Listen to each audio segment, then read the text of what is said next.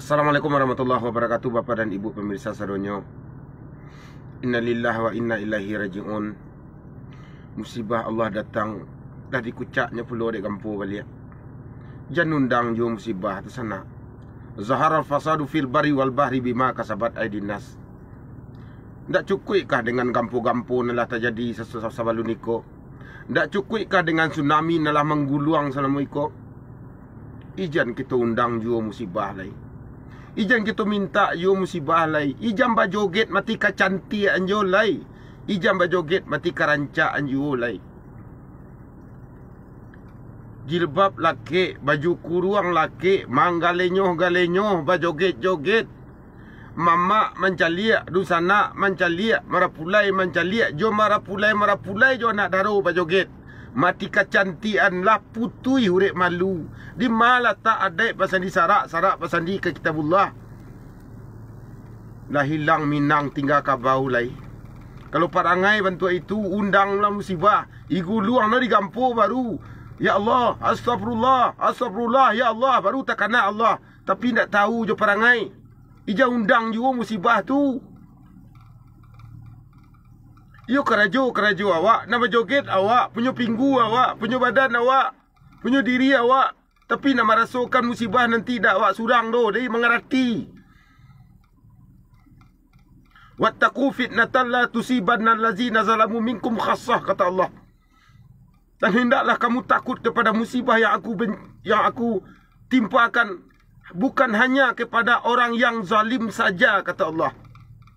Awak nak berjoget, awak nak mengalinyo, awak nak mengundang dosa, awak nak mengundang musibah tadi. Tapi jo anak-anak kanai musibah tadi. Orang tak berdosa kanai. Cik, makan cubadak sedono kanai katah no. Siku akabau nak bakubang sedono kanai lulu no. Ijan ulah dek parangai awak. Ijan undang jo musibah tu. Ijan undang jo sana.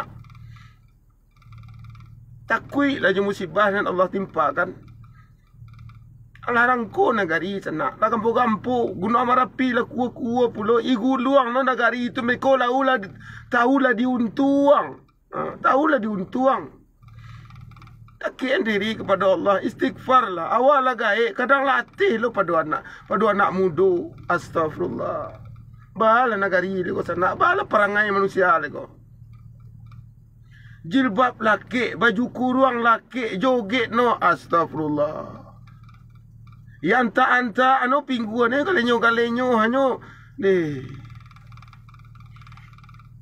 Bala nagari le kau. Kau dah buka mana jilbab tu, mana ke tempat tempat maksiat tu mana. Jaleh pula basuh kerja itu. Ikut jilbab dalam, baju kurung laki. Musik idui bajoget pasamu-samu bantu atun bacampu laki-laki jo padusi. Kama kau pegunungan sekecil raso kama. Awak orang Minang. Raso tu kama.